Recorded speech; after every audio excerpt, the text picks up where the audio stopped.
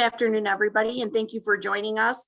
This is the second session of our brand new Hope Speakers Bureau, and the idea is just to bring you guys some presentations on topics that are relevant to all of us that we're facing in sort of the system that we all work within. So thank you for joining us. I know that after lunch can be a very challenging time to sit down and try to pay attention and absorb information. And so we're super glad to have you all here. I am Amie Burke. I am the director for the Illinois Crisis Prevention Network.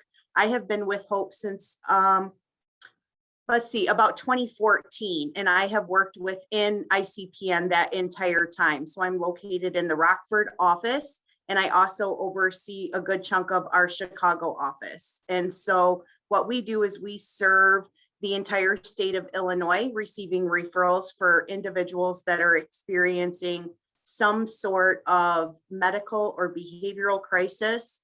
Our passion behind this topic is that, we started taking referrals in 2010. And what we noticed pretty quickly was that a good portion of those individuals were dually diagnosed. And so we'll get into a little bit of what that means. But when I say a good portion, we started collecting data on it about 4 years ago, and consistently right around between 85 and 90% of the referrals we receive statewide have some sort of dual diagnosis. So we will go ahead and get started. If you have any questions as we go through the day, this next hour, feel free to use the chat box and ask any questions, and I'll sort of pay attention to that as we go and try to save a little bit of time at the end if you do have any questions.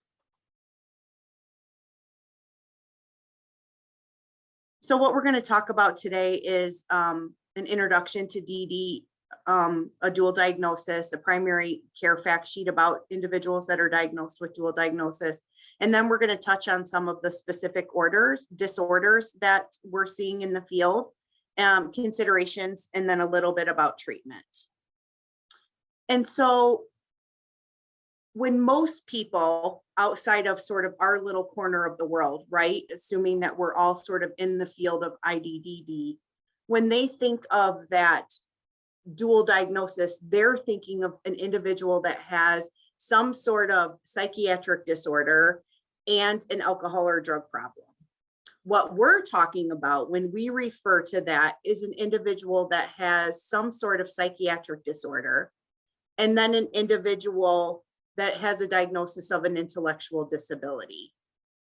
And so I think one common misconception outside of our little corner of the world is that, they're not sort of exclusive of each other. And so an intellectual disability has to do with deficits in life skills, communication, adaptive behavior, and a mental health illness has to do with sort of those psychiatric conditions that we refer to and that we think of. And so they're not the same at all.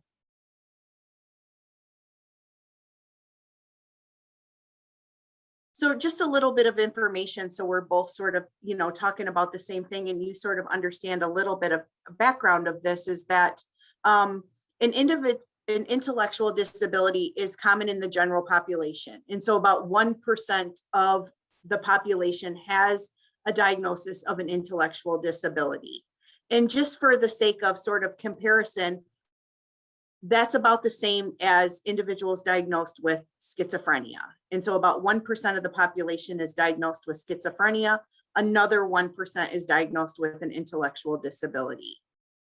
Most of the intellectual disabilities fall within that mild range. And so when we sort of think about that in archaic terms, we're talking about some of those higher functioning individuals that are on that, cusp of intellectual functioning. And so of that 1% of the population that has a diagnosis of an intellectual disability, 85% of those individuals are diagnosed in the mild range.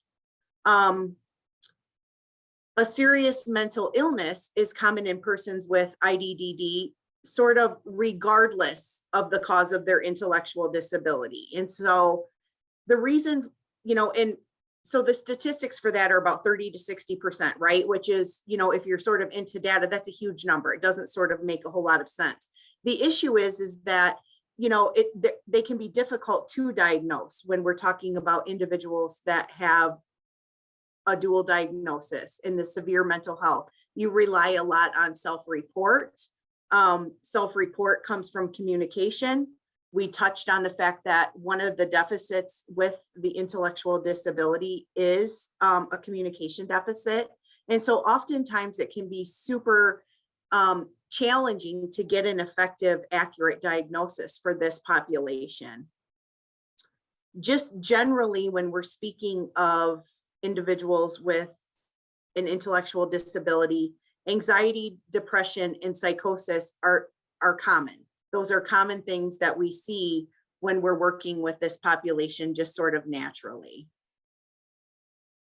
Substance abuse is common in young persons with that mild range, so that 85% of that 1%, substance abuse is common.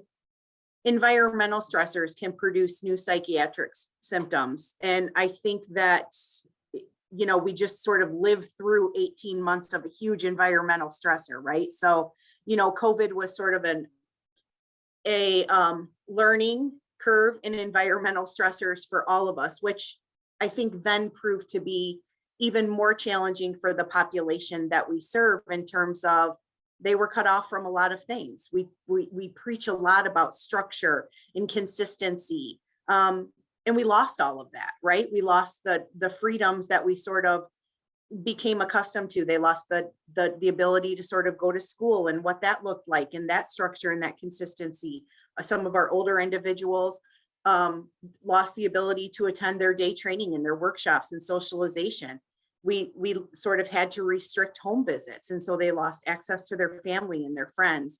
And so in and of itself, those sort of stressors just naturally can produce new psychiatric symptoms that were never relevant before. And so I think that it's an important time to sort of discuss this dual diagnosis piece, because we may be experiencing things in the individuals that we serve that we never really have seen before. We may be seeing new things as we start to, the term is the new normal, and we reintegrate back into our old routines with a new way of doing things. Accurate assessment of psychiatric problems really requires a comprehensive medical, psychiatric, and behavioral observation. And I'm guessing that most of you on this Zoom with us this afternoon are thinking, yep, that's exactly what it needs. And now who do we get to do that for us, right? Like, we're recognizing these symptoms. We understand that there's environmental stressors in place. We don't have the people to sort of do those assessments. And so we're going to talk a little bit about the DMID here in just a second, and sort of as a way to bridge that gap. We always want to rule out any sort of the path of least resistance. And so if there's any sort of behavioral management that we can do, that's always preferable to any sort of psychotropic medication. We have individuals that, resources are extremely limited in this field right now. I'm sure everybody on here can relate to the great staffing shortage that we're all experiencing. And so a common management technique has become the use of emergency services. And so what happens in that is it becomes a vicious cycle of, you're in the emergency room, you go to a psychiatric hospital, and there's new medication prescribed. And so it becomes this very inconsistent way of managing behavior. One of the other things that we see that's commonly prescribed for these individuals is a way of sedating people with antihistamines, for example, Benadryl. And if you think about, what does Benadryl do to you, and sort of how does that make you feel as you function, throughout your day, and imagine what that does to the individuals that we serve. And so there really is no research to support the use of antihistamines as a way of dealing with challenging behaviors, yet we tend to see that pretty commonly used in this field. And so I think it was important to sort of touch on that because it's, you know, it's something that's seen recently. Many medical problems, about 19%, are missed in individuals that have a diagnosis of an intellectual disability. 19% is a pretty high number. And so when we do other trainings with ICPN, we talk a lot about, you know, a functional assessment or functions of behavior. And the first thing that we always want to do is rule out medical, right? And so that's step number one of our functional assessment, is making sure that there's no medical reason for the behavior that you're seeing. And the other thing that we encourage people to do is, as you sort of go through this, you know, functional approach to things, is that if you get to the end and you think you have the best sort of laid behavior plan and it's still not working, then we encourage you to sort of go back to medical again. There's a lot of things that changed. We talked about some of the deficits that the individuals that we're working with are experiencing. And so it's important to sort of humble yourself and go back to the drawing board, because that's a pretty high number, right? Almost 20% of medical problems are missed. And then as a result of that, those produce some pretty challenging behavioral symptoms in the individuals we serve. We talk a lot about bowel movements and pooping in this field. Constipation is real. There's a lack of water intake, and just the diet in and of itself can be challenging for this population. Many individuals have a restricted sort of repertoire of things that they eat. And so there's not a balanced diet in place. And so there's a lot of contributing factors that leads to that 19%. And so, you know, we always sort of rule out medical first, but then we always ask you to go back and make sure that you didn't, and double check it in case nothing else works. Chronic pain is common, so over 25%. So now we have that 19%, we have 25%. It's under-recognized in persons with IDDD. And so those are just some interesting sort of tidbits as we go through this to think about. If you have individuals that have a diagnosis of some sort of mental health disorder that's new as a result of this, you know, and you're not really seeing something else, it may be worth going back and checking out something else to ensure that it's actually what happened. We talked about how do we get that accurate diagnosis and the importance of an accurate diagnosis. It requires a medical, it requires a behavioral, and it requires a psychological assessment. But oftentimes what we see is that our individuals go to the doctor, we're explaining sort of the symptoms that we're seeing, and they leave that appointment with a new diagnosis and very little education or expectations about treatment for that. And so I think that it's important to the individuals we serve to ensure that we're doing the right thing and that we're getting that diagnosis right.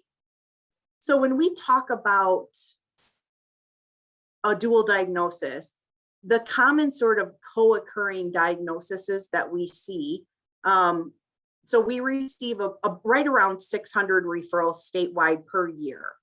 And out of those 600, 80, we'll say 90%, 89 consistently percent of those have a dual diagnosis. So of that 89%, the common things that we're sort of seeing are major depression. We're going to touch a little bit just on depression today. That was very real for the individuals we served for the past year. OCD, obsessive compulsive disorder, schizophrenia, post-traumatic stress disorder, and then intermittent explosive disorder. We're going to touch briefly on sort of just psychosis and what that looks like. So before we get into major depression, one of the things that I want to talk to you guys about is the DSM-5. And so when we talk about how we diagnose major depression, right? In your loved ones, in your brothers, your sisters, your cousins, the next door neighbor, whatever it is, sort of somebody has to meet this diagnostic criteria in this manual to receive a diagnosis of major depression. And so, for example, this DSM-5 says that to receive a diagnosis of major depression, 5 or more of the following symptoms in a 2-week period, with at least one of the symptoms being depressed mood or loss of interest and pleasure. And so we're looking for, did they have 5 or more of these symptoms in a 2-week period, sort of in what we think of as the general or typical population? A depressed mood most of the day or nearly every day, a diminished interest in preferred activities, changes in weight, and that can be weight loss or weight gain, changes in sleep, any sort of psychomotor agitation or retardation. Are they having trouble sort of conceptualizing their thoughts and getting those out? And the reason that the DSM sort of allows for 5 or more of those consistently in a 2-week period is life happens, right? And so when we're talking about getting a diagnosis of a mental health disorder, we're talking about, it's not just a bad day. It's not just me doing this training after lunch and sort of stumbling over my words with psych. And so then, people are saying, she seems to have some psychomotor retardation. She's stumbling over her words. She's really struggling. No, it didn't meet the criteria, right? I didn't have any other symptoms, and it certainly didn't happen for a 2-week period. And so they sort of have those caveats with that. Reoccurrent thoughts of death or suicide, diminished ability to make decisions. And so what the DSM does is it goes through each mental health disorder and sort of lays out that criteria. And what is it that you're looking for? What are some considerations that you want to have in that population? So then how do we sort of relate that to the population that we serve? And so when we're talking about individuals with an intellectual disability with a dual diagnosis, what does that look like? And so what we have is the DMID. And so there was a DMID regular without those 2 here that was focused on the DSM-4. The DSM-5 came out, the purple book here, and we got the DMID-2. And so what this does is it takes the common sort of diagnoses in the DSM and then converts the symptoms that we're looking for this population. And so it will tell us, what is it that a person that has an intellectual disability, what is the diagnostic criteria that we're looking for? A little bit about this book before we get too far away. This comes from the National Association of the Dually Diagnosed, and it's NADD. Now, if you do just a quick Google search of NADD, what you're going to find is the National Association of Diving Dogs. And what they do is they run as fast as they can out on a dock and jump for prizes. So they throw, their owner will throw a toy or something. That's not what we're looking for. We're not looking for the National Association of the Diving Dogs. So you need to put in the NADD or actually Google the National Association of the Dually Diagnosed. And on that website, you will find just a host of information about the population we serve. You can buy this book on there, which is an excellent resource if you're in this field. And they have conferences, they have links to trainings and videos. And so I highly recommend that. Now, if you're having a bad day and you want to see some diving dogs, check out that too, okay?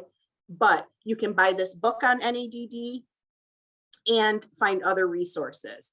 So when we're talking about this training and we're going through those common diagnoses that we talked about, one thing that we're looking for is how does this book right here sort of then generalize into the population we're serving? And so what the DMID says is that a major depression diagnosis requires in an individual with IDDD only 4 of those criteria. And one of those criteria includes irritability, okay? And so it sort of breaks it down a little bit more. So a depressed mood, that can be described as a sad facial expression, a flat affect, or the absence of a normal expression, right? Because some of our individuals already have altered affects by nature, right? That's part of their characteristics, that's part of their diagnosis.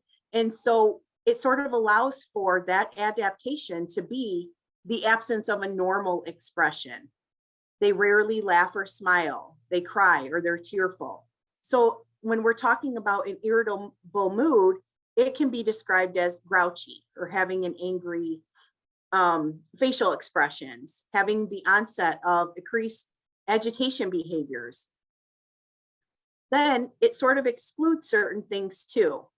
So this is saying that your sort of stereotypical behaviors that are ritualistic or repetitive in behaviors, those may increase during this time. And so they're not necessarily a criteria, but the increase would be. And so all of that is laid out in this book here. So just depression with IDDD. You're going to have a diminished interest or a loss of pleasure.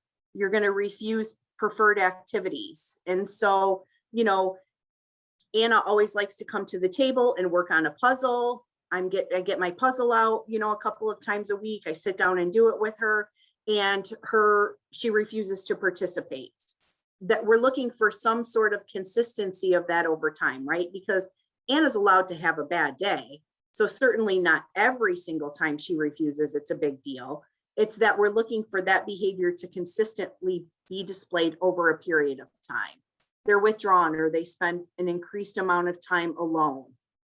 They become aggressive when they're prompted to participate in activities that they used to enjoy, right? And so in our regular population, we're not talking about aggression with depression, but in this population, aggression may be very real, because for this group of people with ID, oftentimes aggression can be a way to communicate. And so we need to take all of that into consideration. We talk a lot about things that are motivating to people. We're looking for a diminishment, or the reinforcement power isn't as strong as it used to be. Changes in eating, changes in weight, obsessions about food. And then we talked previously about here major depression, changes in sleep, right? And so we're saying for individuals with ID, there is no adaptation for that. We're not looking for anything different. If there's changes in sleep, it meets the criteria in this population. Lost my cursor, please hold. Nope, going the wrong way.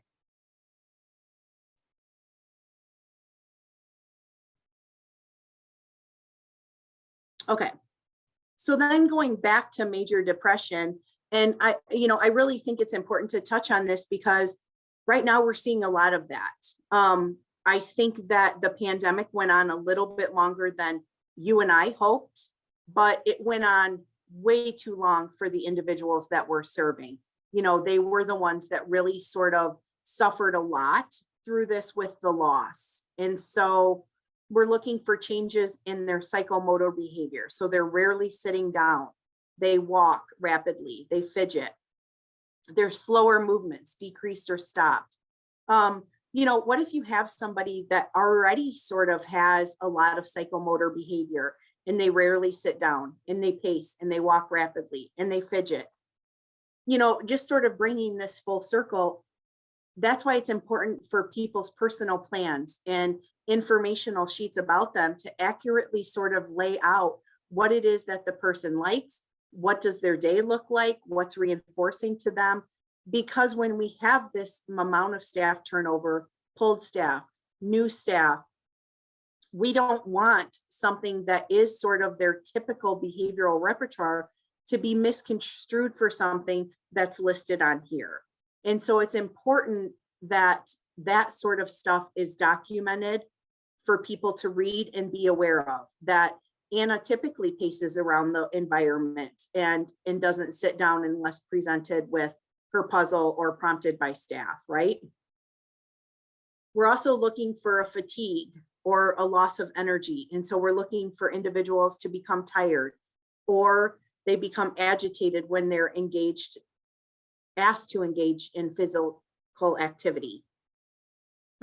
Feelings of worthlessness or inappropriate guilt. What does that look like for this population? Well, they can self-identify as bad, that they're a bad person, or they expect the worst or a punishment. They have unrealistic fear that their direct support professionals are going to be upset with them or not like them or reject them. They're sort of excessively seeking that reassurance, right? But I think we probably all work with that one individual that sort of excessively seeks that reassurance just naturally. And so that's important for it to be in their plan, because we don't want it to be misconstrued as a symptom of major depressive disorder or some other mental health issue, if that's sort of just their personality and who they are. It's important to understand that some of the diagnostic criteria can change from mild to that severe and profound range. And so it's individuals in that severe and profound range might not have the cognitive ability to sort of talk about those inappropriate feelings or those feelings of worthlessness. And so we may be heavily focused on the other areas to get that accurate diagnosis with those individuals. So it's not that they can't get that diagnosis, it's that the behavioral or the symptoms may look different in that group. Diminished ability to concentrate or make decisions. So people that had individuals that had the ability to sort of talk about or complete self-care skills, they may not, have a feeling to do that. They may not be able to accurately do them the way that they used to. And I think that one of the things that we see with this is that we often get referrals and people refer to it as behavioral, being that it's something bad or that it's, they know better because the staff used to see them when they were able to engage in those self-care skills and those daily living skills. And they used to do puzzles without refusing. And they don't often take into consideration that there could be something else happen. And so it can become sort of a punitive, adversive situation with support professionals pretty quickly if they're not trained in this stuff. And so, because it does look like some non-compliant behaviors or some refusal behaviors, when in fact, the person could be struggling with sort of reintegrating themselves back into their routine, right? This was a long time for us to be at home with a complete change. We've all learned brand new routines, new schedules, new way of life. I would venture that a lot of our individuals have sat home with limited activities present, access to electronics. And all of a sudden we want to just, one day we're going back and you leave it at home, right? That can be met with some frustration. And so we want to make sure that we're separating the two things.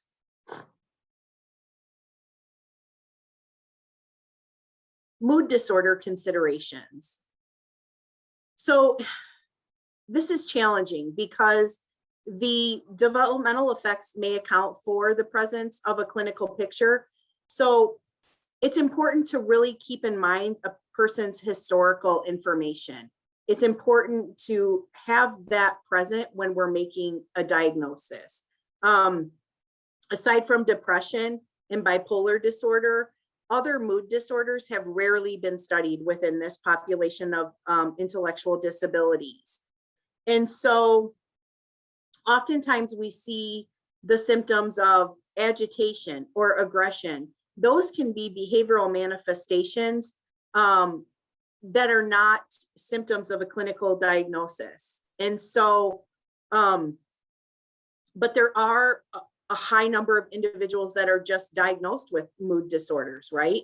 And so again, we're going back to medical, and we're going to hit on this again before we're done, that oftentimes individuals experiencing undiagnosed or underlying medical conditions are diagnosed with a mood disorder and treated with medication.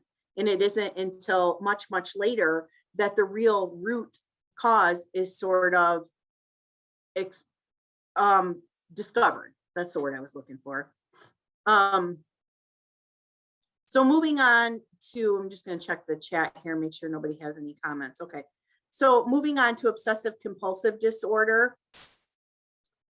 Sort of in the purple book, right? In this DSM-5, that's going to be the presence of obsessions, compulsions, or both. And so when we're talking about obsessions, we're talking about reoccurrent or persistent thoughts, urges, or images that are experienced as intrusive or unwanted. And so in this case, the individual can attempt to ignore or suppress those thoughts. And then compulsions are defined by repetitive behaviors or mental acts that an individual feels driven to perform in response to that, right? And so you think about, we were talking in our office yesterday about the movie As Good as It Gets with Jack Nicholson, and sort of some of his rituals, and relating to that to one of the clients that we're currently serving, and trying to really sort of understand where the person was coming from with their thought process. And so when it becomes a problem, because I think that at times we all sort of hyper focus on something, when it becomes a problem is that it impacts your daily living, right? The obsessions or compulsives, they're time consuming, and they're not attributed to any other substances or medications. And those obsessions or compulsions cannot be attributed to any other mental illness. Now, what does that look like for this population?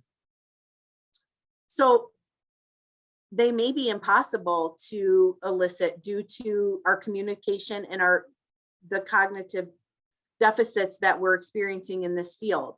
And so there can be no attempt to ignore or suppress those wants or urges.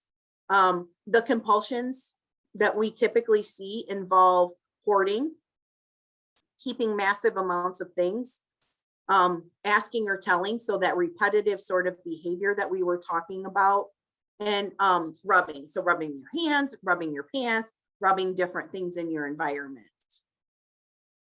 There's an anxiety or distress that just may not occur with these.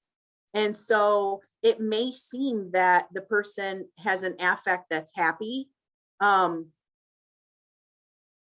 if those OCD type behaviors, those obsessions or those compulsions, if you just sort of attempt to redirect those without an accurate diagnosis and knowledge of OCD, it may evoke some sort of aggressive behavior or self-injurious behavior. Self-injurious behavior should not be used to assist in the diagnosis of OCD for individuals that are in the severe to profound range. And so when we're talking about the considerations, that's in this book, right? Those individuals typically use self-injury as a way to communicate wants and needs. And it should not be used to make a diagnosis of any sort of OCD. And then there should be careful consideration given between compulsions and just your stereotypical type behavior. And so typically in this population, we're going to exclude pacing and humming, stealing, demanding attention, masturbating, overeating, drinking, smoking, and verbal perseveration.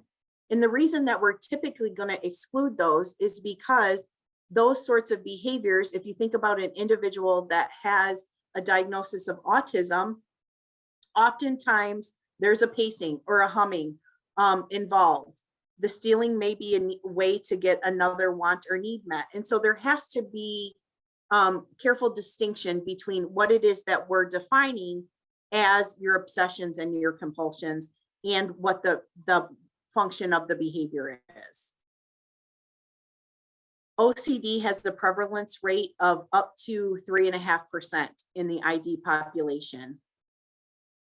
The diagnostic criteria that we just talked about, that can be applied to individuals in the mild to moderate range, but not necessarily to individuals in the severe to profound range.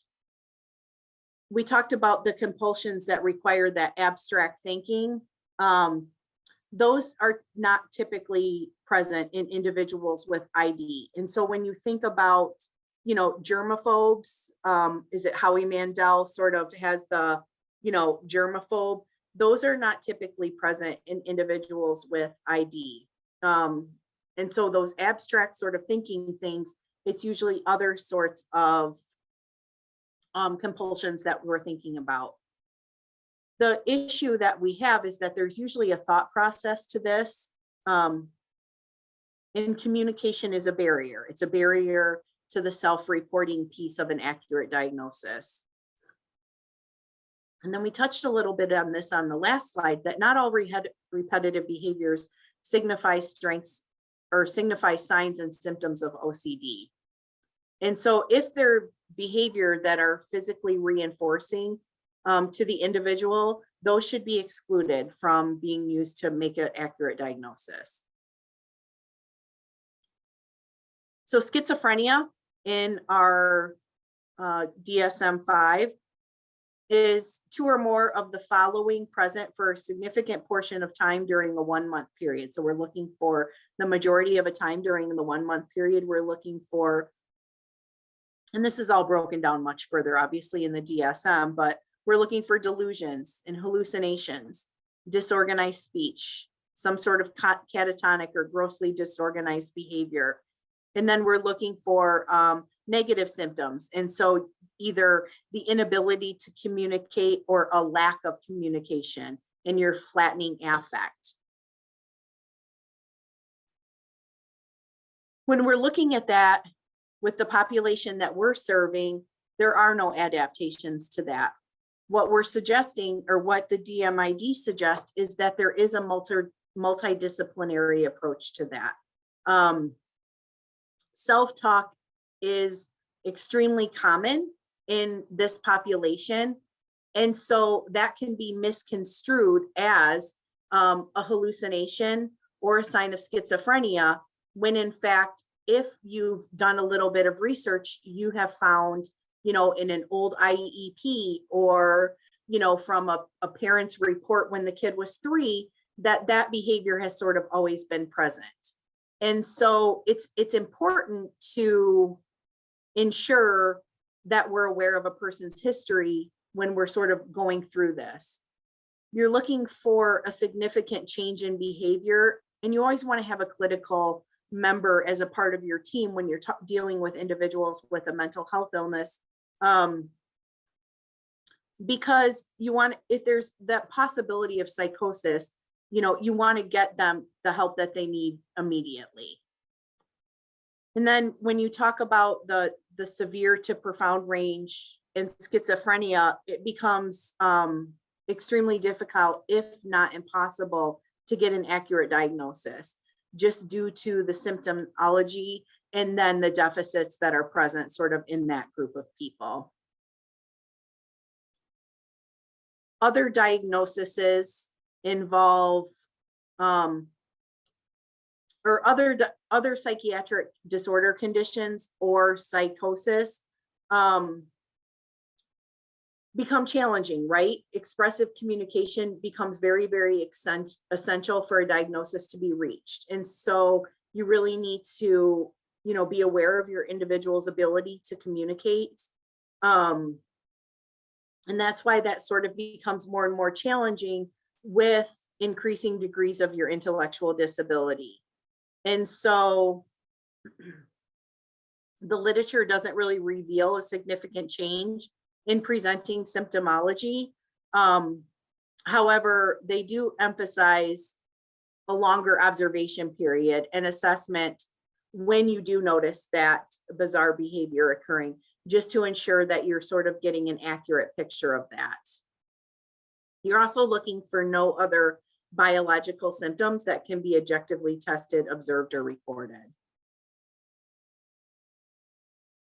PTSD or post-traumatic stress disorder, the person in your sort of DSM-5 is, there's a traumatic event in which both things are present.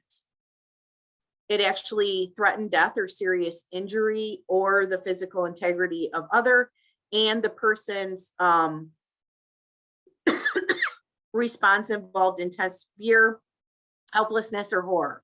And so in children, that can be presented through disorganized or agitated behavior. And then the traumatic event is persistently re-experienced. And so those can be sort of intrusive recollections that are distressing to the person, acting or feeling as though it's reoccurring when maybe it's really not. Some sort of psychological distress when exposed to any sort of stimuli that resembles the event. And then the same thing, but then any aspect of the event, so little pieces of the event are present. Avoidance and numbing symptoms, so efforts to avoid thoughts or symptoms or conversations or people or places, a decreased interest in activities that were once enjoyable, feeling detached. There could be sort of a restricted range of emotions instead of, our wide variety of emotions that we typically sort of all have, that could become what's restricted. There's a difficulty falling asleep or an irritability in outbursts and anger. And there could be an exaggerated startle response, not necessarily something that we're used to seeing, little things that sort of startle a person. Now, what that looks like in sort of our population is that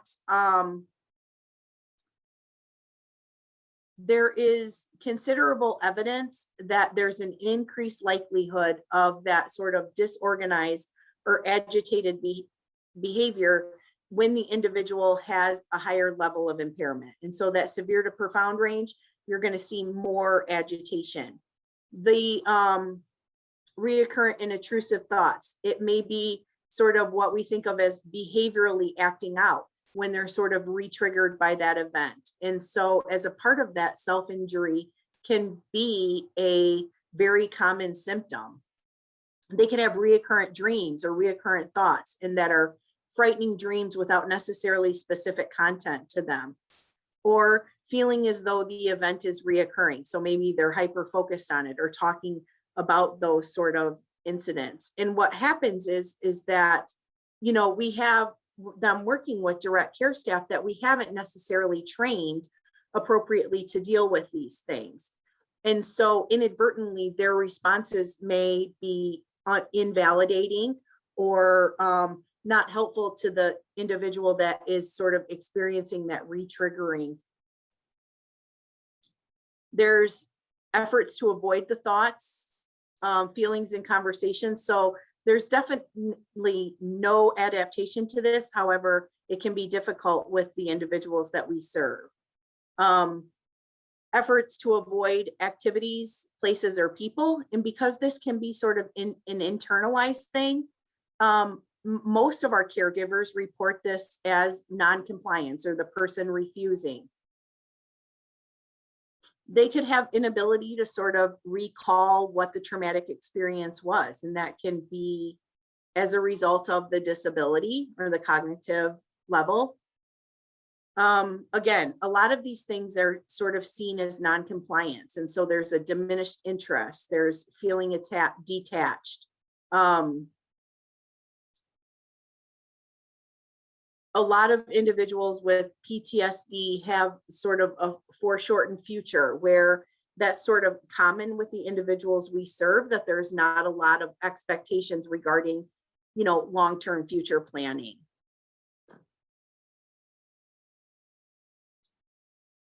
This is just a few more considerations for PTSD. The developmental level at which the trauma occurs has a major impact on the individual's ability to sort of adapt to situations moving forward.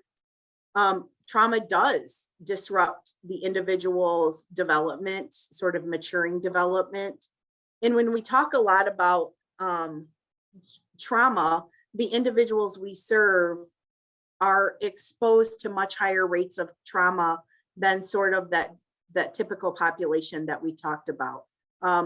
Many of our older adults have, started with institutionalized living and have experienced trauma, and then they're at a much higher rate for abuse and neglect because of that cognitive and that lack of functional communication. And so trauma is very high. And so there is a lot of PTSD with the individuals we work with. However, it is not always accurately diagnosed. And so that sort of goes to that intellectual disability here. The second point from the bottom is that it is associated with high rates of PTSD. And that's sort of the reason why. We have staff that don't always have the best intentions. We have sort of that congregate living situation, other individuals that may be experiencing challenging behaviors in the home. And they may also experience sort of PTSD for events that maybe are not typically seen as traumatic for us. They also sort of have a different way of living sort of just day-to-day life than we have, right? There's a lot of people coming in and out that are helping them with some pretty personal and private skills that we just sort of take for granted as part of the job, but it can be, a traumatic experience if not done with, the utmost respect in each situation. The last one that we're going to talk about here is intermittent explosive disorder. And so in the DSM-5, there's discrete episodes of failure to resist aggressive impulses that result in serious assaultive acts or destruction of property. They're out of proportion to any sort of precipitating stressor. And so, an individual that, I think about road rage, right? Somebody cuts you off, a typical response may be, flipping somebody off or, cussing them out in your car, and then you sort of go on about your day, right? And so an example of something that's, grossly out of proportion is, a real act on road rage and sort of following the person and, getting out of the car and telling them off and taking it to sort of the next level. And so the sort of disclaimer to this is that those aggressive episodes cannot be better accounted for by another sort of mental health condition. Now, when we're talking about the intermittent explosive disorder in intellectual disabilities, we're looking at episodes that last at least 2 months and involve a failure to resist your sort of aggressive impulses. And so it's not just one sort of grossly misproportioned incident, it's episodes that last a period of time. And so the aggressive episodes cannot be accounted for by any other mental disorder, except if this other disorder is mild compared to the aggression or is temporarily related to the aggression. And so again, this sort of goes back to really knowing the individuals we work with and really being aware of that piece of history and understanding how a person responds to stressors and gets their wants and needs met in frustrating situations. And oftentimes, I think what we're seeing is that we're losing that, right? Our staffing turnover is really hurting more things than just being short-staffed. It's hurting our history and our knowledge of individuals. And so, some other sort of general things to consider as we're talking about understanding dual diagnosis in this population is we have individuals that are on polypharmacy, they're on long-term, what we call heavy hitter medications. And so those can have some pretty significant side effects that we should always be aware of. There can be life circumstances. We talked about institutionalized living for this population and really understanding what it is that a person has gone through to get to this point in their life. The difference between physical development and emotional development. And so oftentimes, we have adults sort of functioning at the level or an adaptive age of somebody that's months old. And so they don't have the ability to correctly sort of label their emotions or identify their emotions. They're sort of unable to do that. And so one of the other things that just sort of comes naturally with an intellectual disability is that impaired knowledge of just what social norms are, right? And so you and I, 90% of the time, I'm aware of social norms and can respect those. Sometimes I get a little rogue and go crazy, but most of the time I'm sort of understanding people's social norms, as to where a lot of the individuals that we're working with, they don't have that, right? They don't care when they're in a grocery store. If they see something they want, they're going to take it. If they bump into somebody that is wearing something nice or sees a dog in the street or on an outing, right? We've all been there. And so there's a lack of education and sort of an understanding of symptoms as well. Behavioral things to consider when we're talking about individuals with sort of that dual diagnosis is that it can be very, very difficult for a person to express their wants and needs. And I know that we have talked about this with almost every single disorder that we went through today. However, it's real. It's a big deal.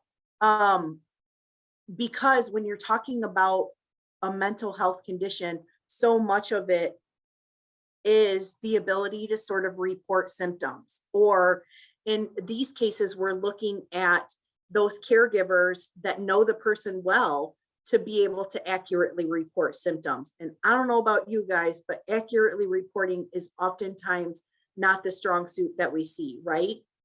And so it's important, I think, once we get a vibe that we're seeing something maybe different happening, that we shift our way of collecting data or get out there and observe it so we can sort of make a better diagnosis. And so it can be really, really challenging for not only our individuals, but for our staff to put into words, what it is that they're seeing. And so because so much of a mental health diagnosis relies on that ability to sort of self-report, we're missing that ability for them to put into words, that lack of assertiveness. There's an impulsivity piece that's just sort of naturally occurring. And then there's a fear of others not responding to a want or a need. The other thing in terms of communication that we hit on communication a lot, and making sure that all individuals have a functional way to communicate, or that we've accurately documented the way that this person communicates. And so everybody's aware that pulling or whatever it is, how they get their wants and needs met. The other thing that's super important that we really can't say enough about is knowing a person's history, right? History tends to repeat itself, but it also sort of gives us a good look into any sort of past trauma, any sort of past unpleasant situations, how the person may have responded to those, what worked well in the past that maybe we sort of got away from.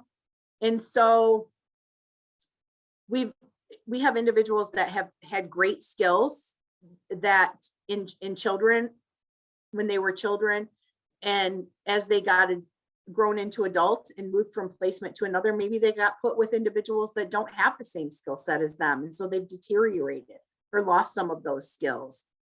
Special education services that we know of today, those were not available to the adults that are in sort of the waiver system in Illinois right now, right?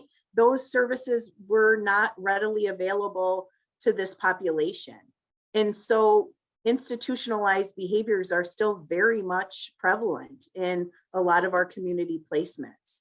And because of that re-evolving door of staff that we see, abandonment issues can be very real. And oftentimes we see individuals trying to sort of test new relationships. that doesn't necessarily lend itself to any sort of psychiatric diagnosis. What it does is it tells us that, we may need to do some sort of further behavioral assessment, like we talked about in the beginning. And that's why sort of making sure that you have somebody accessible that can do all three of those is important for you. The importance of an accurate diagnosis is you want to make sure that you have the appropriate medication regime. There are medications that work better for certain diagnoses than others. The other thing is that it sort of tells us what to expect. And while each person is different and may experience things differently, it sort of gives us a roadmap of what to expect, right? It may not take us from point A to point B, but it may know that here's the things sort of within this bundle that we may need to be on the lookout for. And then it allows us to plan for if those things happen. It can also foster empathy from caregivers.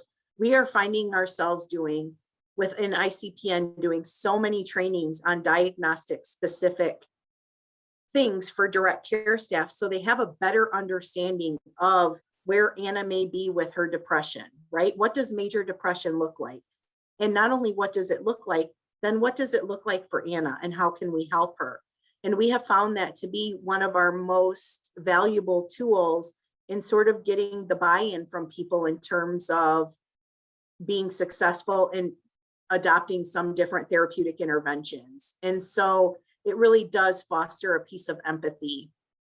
It also can inform our clinical and behavioral intervention planning and implementation. And so, we know that if somebody has a diagnosis of depression, it's not the best thing ever to withhold maybe reinforcement until they complete the entire thing. Maybe we're looking for just, a small amount or a glimmer of light. And so it really does lend a lot to what we're looking for in terms of programming and treatment. It can also be a guide for training our families and staff. And so we need people to be as aware as possible in terms of what we can do to accurately and successfully support these individuals. And so having an accurate diagnosis is just really, truly step number one in this sort of journey that you're going to be on. I think that's really about it for me. That was just sort of a really brief, quick overview to understanding dual diagnosis. I don't see that there's really any comments or questions in the chat box.